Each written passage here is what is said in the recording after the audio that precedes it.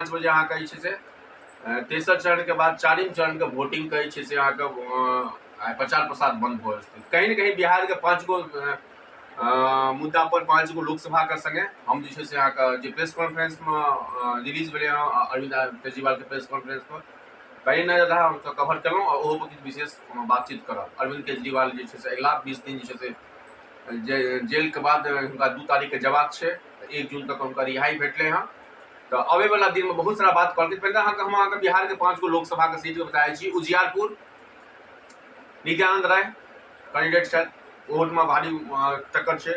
दोसर जे hot seat छै अहाँके जे छै से बेगूसराय के कद्दावर नेता गिरिराज सिंह, तो हुनका मुकाबला जे छै से सीपीआई के अरुण राय से होय वाला छै।